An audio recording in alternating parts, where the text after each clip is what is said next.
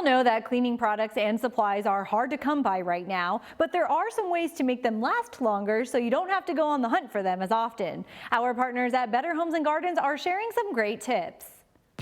The trick is adopting strategies that make your cleaning products stretch further and last longer. Start by focusing on the highest traffic areas. Think doorknobs, countertops, and the refrigerator door.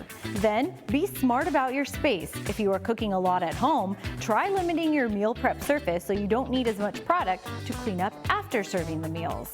Next, only use what you absolutely need. Now is the time to evaluate how much detergent you really need. Read the packaging to get a better idea. Also, think before you clean. When you fill your sink to do the dishes, also use the fresh, sudsy water and a cloth to wipe down your counters, stovetops, and fridge. Another tip, let cleaning products sit. Mopping with a half cup of bleach requires 5 to 6 minutes of contact before rinsing. You should wait at least 30 seconds before wiping away most disinfecting sprays. And after wiping down a surface with disinfectant wipes, you should allow the surface to dry for 4 minutes.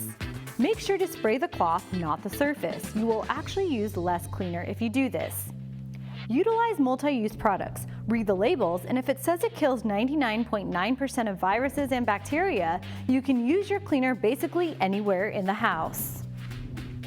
Something else important to remember is that all-purpose cleaners can really go a long way, so be sure to read the labels. A lot of times they'll tell you that those multi-purpose cleaners can be used on your carpets, on the windows, on counters, pretty much everything. So read those bottles and put them to good use. For more great tips, just go to bhg.com. Better Homes and Gardens is owned by our parent company, the Meredith Corporation.